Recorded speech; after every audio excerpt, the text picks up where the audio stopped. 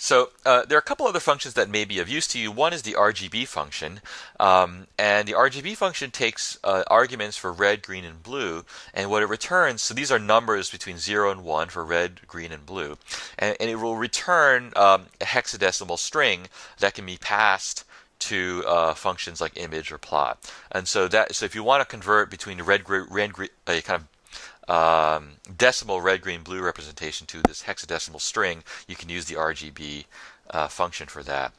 Another thing that you can use RGB for is to add transparency to your colors. And so there's a fourth argument to RGB, which is a number between 0 and 1, the alpha parameter, which can be used to specify transparency in your colors.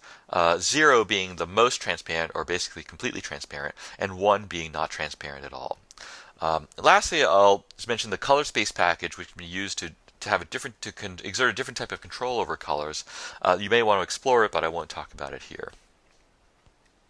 So just a quick example of the transparency in R. So here's a plot of about 1,000 points, and you can see that in the high density region here, I'm using the PCH19, which is a solid circle.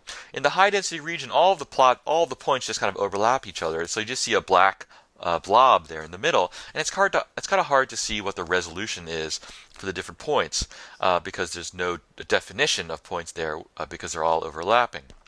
So if I add a little transparency to the plot, you'll see that the circles become transparent. So when they overlap each other, you can kind of see through them, and so that the areas where there are lots of points overlapping, they get darker, and where there are areas where there are no points overlapping, you just see kind of a transparent circle. So here I've got the code that I've used to create this plot. And you can see that I've specified an alpha parameter of 0.2, and the red, green, and blue are all 0, so I can get black. And so 0.2 is pretty close to 0. There's a lot of transparency, but you can see that when I use the transparency like this, it's kind of a cheap and easy way to get essentially a histogram estimator, because the darker areas will represent higher density areas of the plot, and the lighter areas will represent kind of lower density areas. So you can see a little bit more information when you have a plot with a lot of different points in it when you use a little bit of transparency.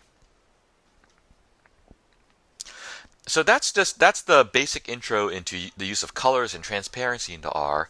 I think that the careful use of colors in plots and maps and whatever can make it easier for the reader to get the point that you're trying to make, or to see the comparisons that you're trying to make, and I think it's useful to have a good set of colors, especially to match kind of sequential colors with sequential data and diverging colors with diverging data.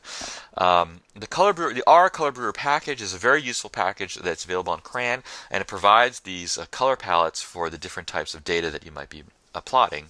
The color ramp and color ramp palette functions are essential when you're trying to interpolate between colors, especially if you're using the R Color Brewer package and you want to interpolate between the colors on a given palette. And then finally, transparency is very useful because it can be used to clarify plots that have many points on them by allowing the colors to be transparent and to kind of overlap each other.